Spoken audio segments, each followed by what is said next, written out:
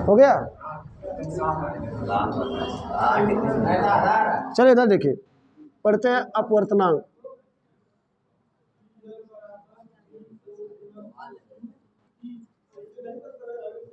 अब अपवर्तनांक में सबसे पहले हम लोग पढ़ते हैं स्नेल का नियम, क्योंकि स्नेल के नियम से भी एक तो अपवर्तनांक का सूत्र आएगा, स्नेल का नियम। तो याद है ना स्नेल का नियम? देखिए स्नेल का नियम होता क्या है। मान लीजिए कोई प्रकाश किरण एक माध्यम से दूसरे माध्यम में जा रही है, एक माध्यम से दूसरे माध्यम में जा रही है। अच्छा, इसको जाने का रूट यही है ना। तो आप पढ़े कि प्रकाश जब एक माध्यम से दूसरे माध्यम में जाती है तो उसका अपवर्तन होता है ना। उसका क्या होता है? अगर हम इस प्रकाश किरण को इधर बढ़ाएंगे तो बताइए पहला माध्यम सघन होगा कि दूसरा माध्यम सघन होगा? पहला माध्यम क्या होगा? सघन। और दूसरा माध्यम? किसी को दिक्कत है? देखा, जो प्रकाश किरण का जो विचलन है ना, इसी के हिसाब से माध्यम को भी आप बता सकते हैं। अगर यह प्रकाश किरण इधर मुड़ जाता तो आप ये अंदाजा लगा लेते कि पहला माध्यम क्या रहा? विरल। और दूसरा माध्यम? तो जो पहला माध्यम है यहाँ पर कोनो कोण बन रहा है ना, जो आपतित प्रकाश की किरण है, इसको अभिलंब बोला जाता है। पढ़े ना? क्या बोला जाता है? अभिलंब। तो आपतित प्रकाश की किरण और अभिलंब के बीच जो कोण बनता है उसे कौन सा कोण कहते हैं? आपतन कोण। आई बोला जाता है ना। ई जो किरण है इसको अपवर्तित किरण कहते हैं। कौन सा किरण? और ये अभिलंब है ना। तो अपवर्तित किरण और अभिलंब के बीच बने कोण को अपवर्तन कोण कहते हैं। और अपवर्तन कोण को किससे प्रदर्शित करते हैं? किसी को दिक्कत है कोई? अब आगे देखिए, तो स्नेल का नियम है क्या? मान लीजिए ये पहला माध्यम है और ये कौन सा माध्यम है? और प्रकाश पहले माध्यम से किस में जा रही है? दूसरे में जा रही है ना। तो स्नेल का नियम होता है 1n2, मतलब पहले माध्यम के सापेक्ष दूसरे माध्यम का अपवर्तन, या दूसरे माध्यम का अपवर्तनांक किसके सापेक्ष? पहले माध्यम के सापेक्ष। तो इनका सूत्र होला आपतन कोण। आपतन कोण कौन है? आई। आपतन कोण की ज्या, साइन की हिंदी क्या होती है? हाँ, अगर जो नहीं जानते जान जाए, साइन की हिंदी क्या होती है? ज्या। आपतन कोण की ज्या और अपवर्तन, और अपवर्तन कोण है ना, अपवर्तन कोण की ज्या के अनुपात को, मतलब इनका जो रेशियो है के अनुपात को ही हम लोग क्या बोलते हैं? स्नेल का नियम करते। और ये अपवर्तनांक नियतांक के बराबर होता है। उसी नियतांक को आप क्या कहते हैं? अपवर्तनांक कहते हैं। कोई दिक्कत किसी को?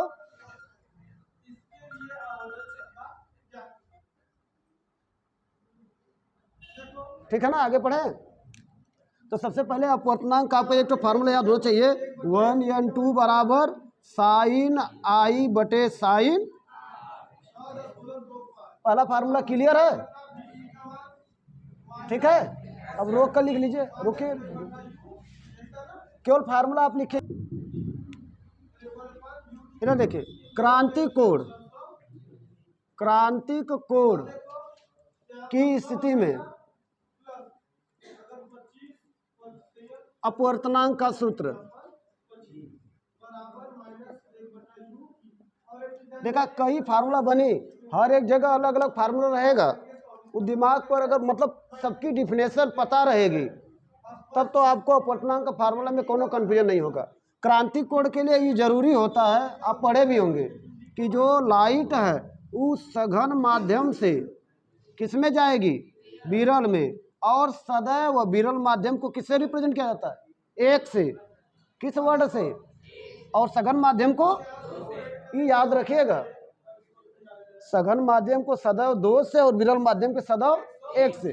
तो क्रांतिक कोण तब होता है जब ये प्रकाश सघन माध्यम से किस में जाती है? विरल में जाती है।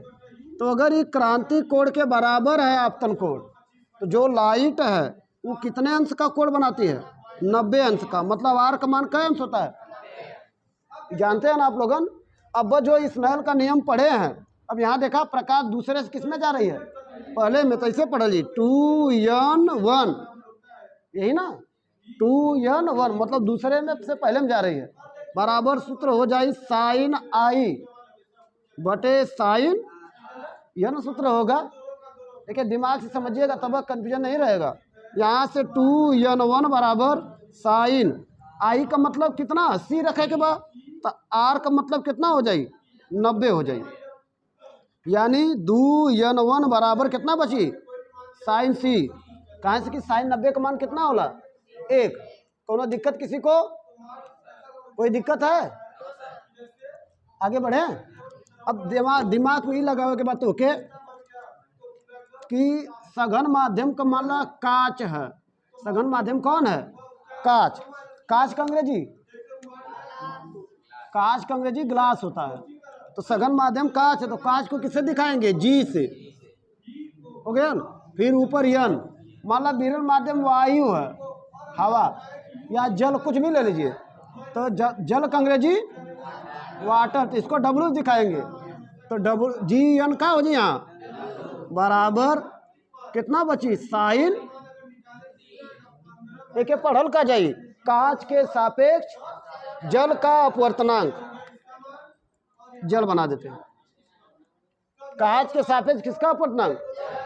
देखा जब कोनो सवाल बोले जाए ना, हमें दिमाग में ही समझना है कि प्रकाश किस में से किस में जा रही है और कौन सा माध्यम क्या है और किसके सापेक्ष अपवर्तनांक पूछा गया। क्योंकि इतना कंफ्यूजन इसमें होता है ना, आदमी समझ लीजिए जानकर भी सवाल को नहीं लगा पाता है। उसको आएगा फार्मूला, उसको पता है, लेकिन वही गलत लगा देगा, वो कंफ्यूजन में रहेगा। अब अगर इसको WNG करना चाहेंगे उल्टा, तो ये जो साइन है ना, एक बटा कुछ ना तो कितना होगा, यह उल्टा हो जाए 1 बटा साइन, ये याद रखना है। अगर जैसे आप पढ़े थे 1n2 बराबर साइन सी पढ़े थे ना, 2n1 बराबर साइन क्या पढ़े थे, है ना? देखा 2n1 बराबर क्या है साइन सी। तो अगर हम आपसे कहें इसका उल्टा बताइए, 1n2 बराबर क्या होगा 1 बटे साइन, यहाँ जो फार्मूला वाला में कहा एक सघन माध्यम की विरल, एक विरल और 2 का, इसको हम ऐसे पढ़ते हैं कि विरल माध्यम के सापेक्ष सघन माध्यम का क्या अपवर्तनांक।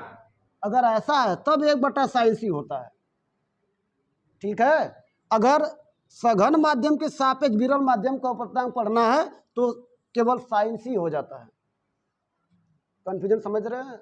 जब सवाल आपको बोला जाएगा तो उसमें ही पता रहेगा कौन सघन कौन विरल, उसी हिसाब से वैल्यू पुटअप करना होता है, रखना होता है, ठीक है ना। 2 फार्मूला हुआ अपवर्तनांक का।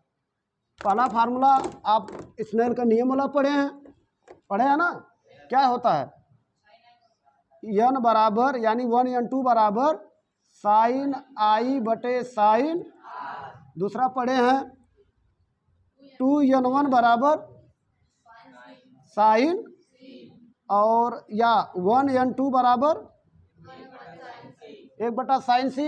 हाँ, इसमें एक क्या है, एक कैसा मीडियम है, इसमें एक कैसा मीडियम है विरल, और 2 कैसा मीडियम है सघन, ठीक है। तो क्या पढ़ते हैं इसको, जैसे एक विरल है तो जब लाइट ऐसे देखा, लाइट इसके लिए, इस सूत्र के लिए लाइट कैसे जाएगी, एक से किस में जा रही है दूसरे में, यानी विरल से किस में जा रही है सघन में। एक पहले सूत्र के लिए तब नहीं एक है और का है, लेकिन इन दोनों सूत्र के लिए चित्र देखा ऐसे हुई, ई जो है ना 2 है और कैसन माध्यम है सघन, और ई का एक कैसन माध्यम है विरल। अंतर देख रहे हैं ना, ई कोड सी है और ई कोड का आंसर। कन्फ्यूजन ना रही तब सवाल लगेगा, अगर कन्फ्यूजन रहेगा तो एक को सवाल लगा लीजिएगा तो बताइएगा, आप लगा लेंगे लेकिन आंसर मैच नहीं करेगा।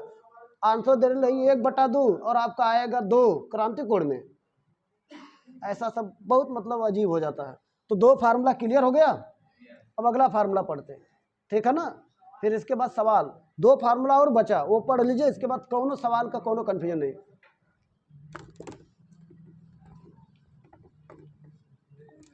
देखा मान ला कौनो प्रकाश किरण, इधर देखा कौनो प्रकाश किरण जल से किस में जा रही है कांच से, ये भी देखा कन्फ्यूजन वाला फार्मूला है।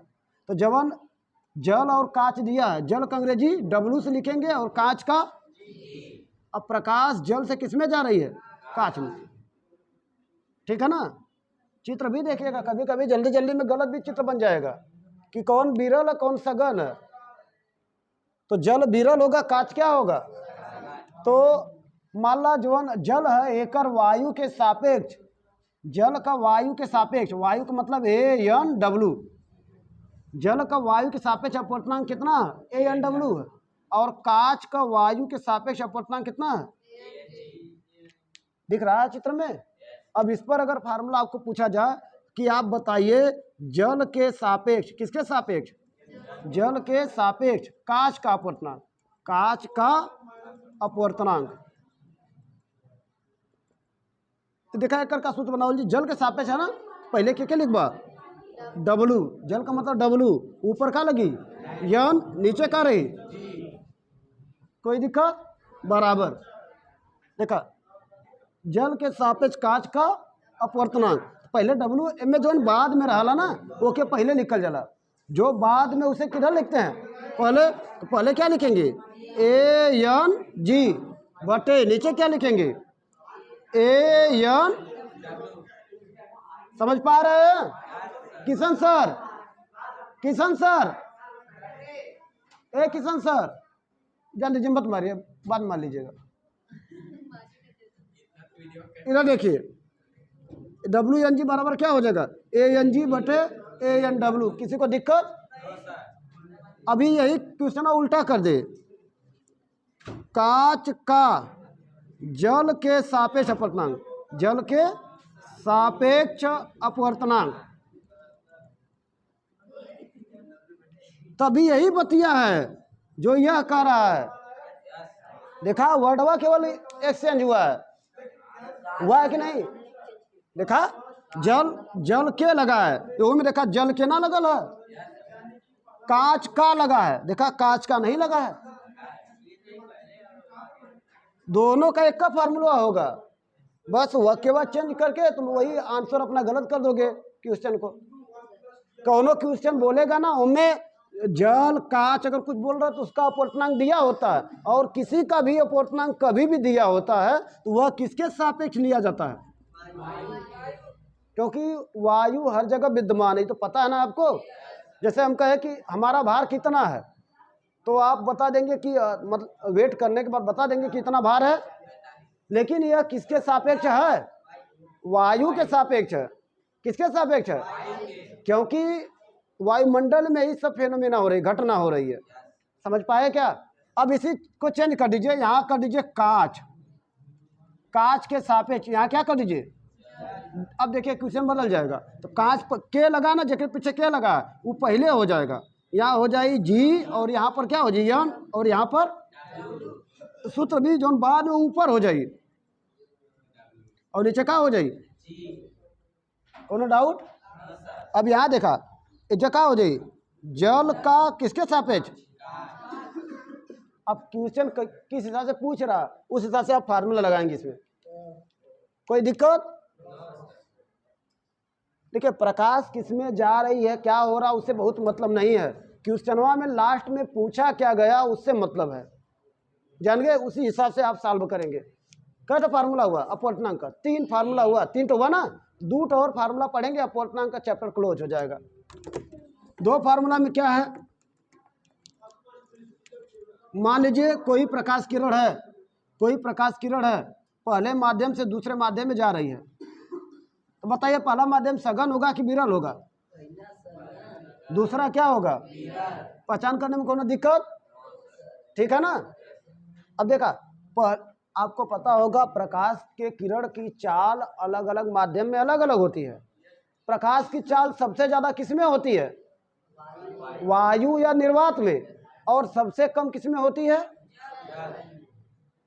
जल में नहीं, सबसे कम उस माध्यम में होगी जो जितना सघन और ठोस रहेगा, समझ गए ना। दीवार तो अपारदर्शी है, पारदर्शी होना चाहिए, प्रकाश पारदर्शी माध्यम में ही जा सकता है। अच्छा सबसे ज्यादा अपवर्तनांक किसका होता है, सबसे ज्यादा अपवर्तनांक किसका होता है, हीरा का, हाँ डायमंड का। और सबसे कम अपवर्तनांक किसका होता है? समझ गए? सबसे ज्यादा अपवर्तनांक हीरा का होता है और सबसे कम अपवर्तनांक, कंफ्यूजन तो नहीं ना रहेगा? तो इसका मतलब कि प्रकाश का सबसे कम चाल किसमें हुई? सबसे कम चाल होगा प्रकाश का हीरा में, और सबसे ज्यादा चाल किसमें होगा? वायु में। अब आगे देखिए, जब कब वो चाल दिया हो तो मान लो पहले माध्यम में, जो माध्यम एक है, माध्यम कौन है?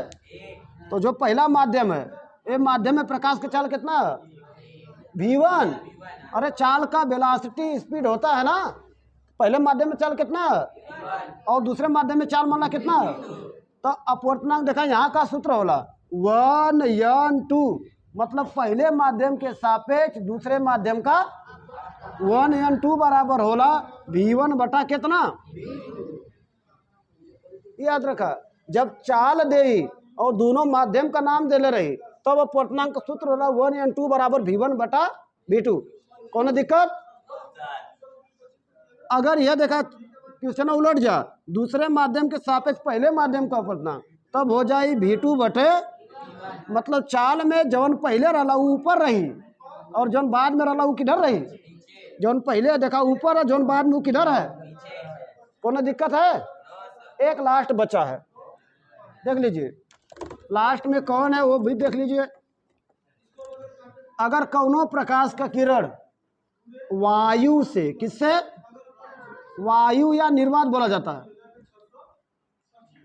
तुम घर जाओ, मार के भगा देंगे, अभी पढ़े को पढ़ो नहीं तो भाग जाओ यहां से।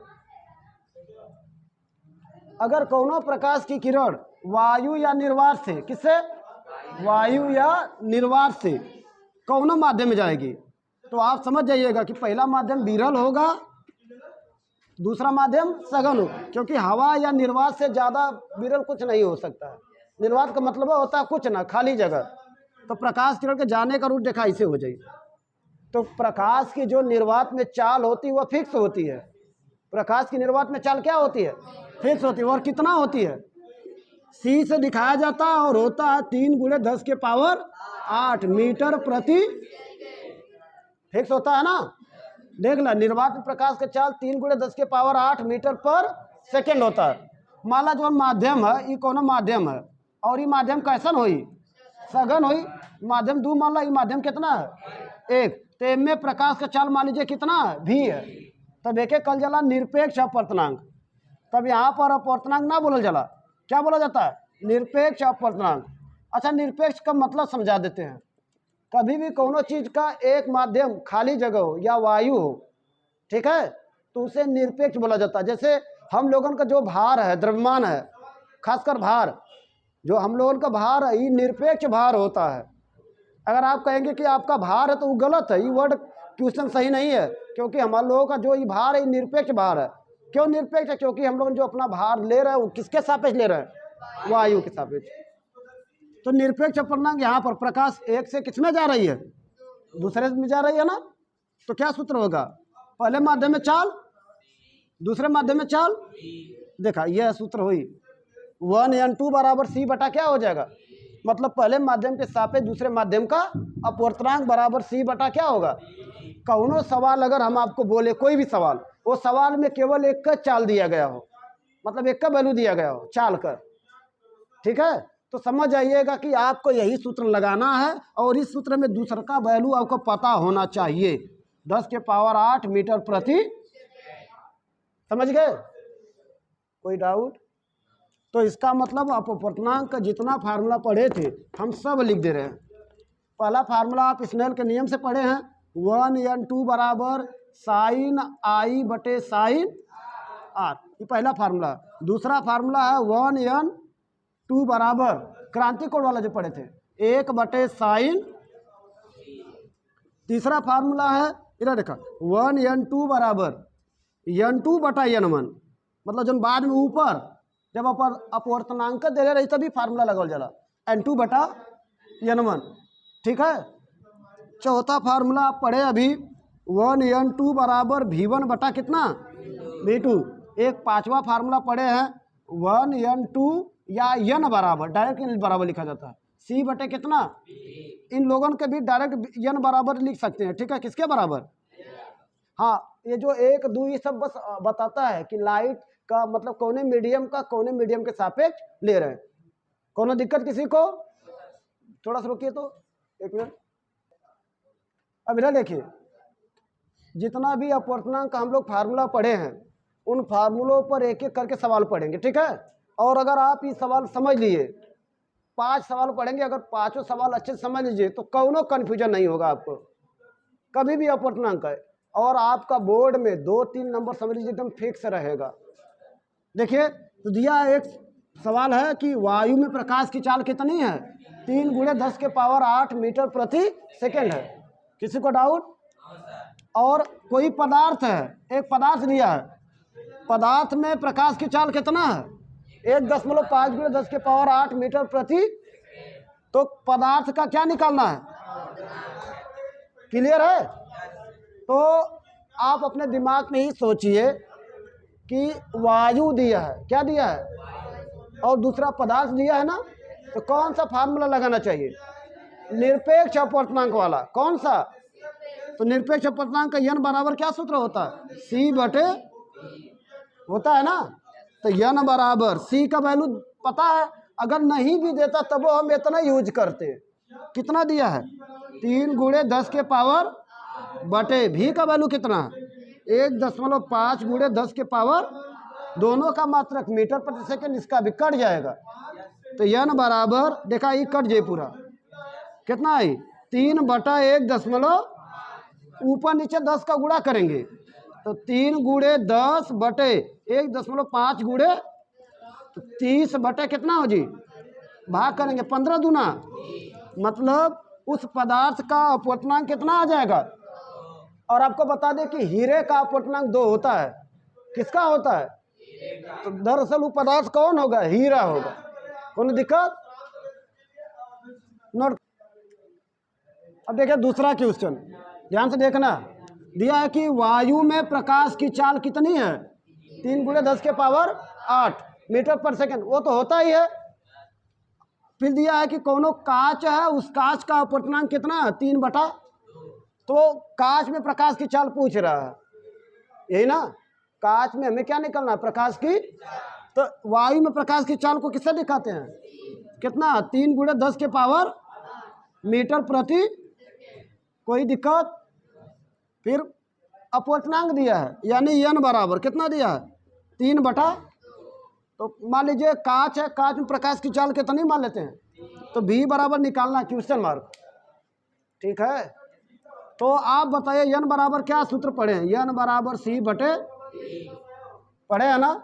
तो यहाँ से v बराबर क्या हो जाएगा, 3 गुणा, इसको यहाँ कर दीजिए, v बराबर हो जाएगा c बटे कितना, तो v बराबर c का मान 3 × 10⁸ बटे, और मात्रक भी मीटर प्रति सेकेंड, बटे n का मान 3/2, 3/।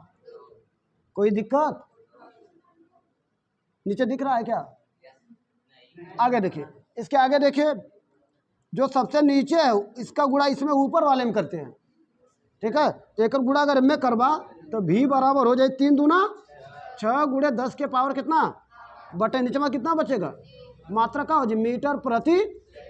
तो v बराबर काटा 3 दूना 2 × 10⁸ मीटर प्रति, मतलब कांच में प्रकाश की चाल कितनी होगी, 2 × 10⁸ मीटर प्रति। आ गया क्या समझ में? अब देखिए तीसरा क्वेश्चन है, इधर देखिए, तीसरा क्वेश्चन है वायु के सापेक्ष, किसके सापेक्ष, वायु के सापेक्ष जल और कांच के अपवर्तनांक कितने कितने हैं, 4/3 और 3/। एक मतलब कि वायु के सापेक्ष जल का अपवर्तनांक कितना है, 4/3, और वायु के सापेक्ष कांच का अपवर्तनांक कितना है, 3/2। क्वेश्चन का मतलब यह हुआ। तो लिखते हैं वायु को किससे दिखाते हैं, ए से, एयर होता है ना, पहले कौन है, जल है ना, तो AN क्या लिखेंगे, कितना दिया है, 4/, फिर दूसरा का कौन है, कांच है, तो ANG बराबर कितना होगा, 3/। यहाँ तक कोनो दिक्कत, कोनो कन्फ्यूजन? अब लास्ट में चलते किसके सापेक्ष निकालना, देखा जल के सापेक्ष काच का। तो जल पहले है, देखा जल के पहले लगल बा ना, तो के पहले लगा देबा, जल के मतलब डब्लू यन किसका, जी का। देखा जब अपवर्तनांक दिले रही सब तो कौन फार्मूला लगा ला, देखा जौन बाद में ओके पहले लिखे के है, मतलब ए एन का लिखेंगे बटे डब्लू पहले के बाद में लिखबा ए एन बराबर। अब ए एन जी का मान कितना, देखा 3 बटे बटा ए एन डब्लू का मान 4 बटे, एक हल करा नीचे के सबसे ऊपर गुड़ा होला तो एकर गुड़ा एम में होई और एकर गुड़ा एम में 3 तरीके और 4 दूना, एक आंसर आ जाए 9 बटा कितना। समझ में आया है क्या? इधर देखिए, अगर यही क्वेश्चन थोड़ा सा उलट देता, मान लीजिए पूछता कि कांच के सापेक्ष जल का अपवर्तनांक, क्या पूछता, कांच के सापेक्ष जल, जेकरे बाद में के लगल रहा के वो देखा पहले रहा, जैसे यहाँ पर जल के लगल, देखा जल पहले है कि ना।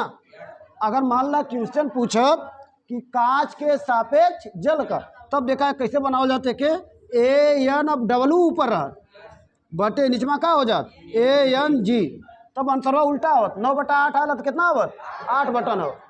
कोई दिक्कत, समझ गए ना, मिटा दीजिए। इधर देखिए चौथा नंबर क्वेश्चन है, जल तथा कांच के अपवर्तनांक क्रमशः 1.35 और 1.50 है, यही ना। तो जल का कांच के सापेक्ष, देखा वर्ड यूज जो शब्द है उलट गया है ना, तो इनमें कंफ्यूजन हो जाएगा। पहले केकर अपवर्तनांक दिले है, जल का, तो जल का अपवर्तनांक है ना, देखा ऐसे एन डब्लू कितना दिले है 1.35, यही ना। दूसरा कौन है, कांच, कांच का मतलब एन जी कितना दिले है। अब किसी का भी अपवर्तनांक लिखते हैं तो किसके सापेक्ष लिखते हैं, वायु के सापेक्ष।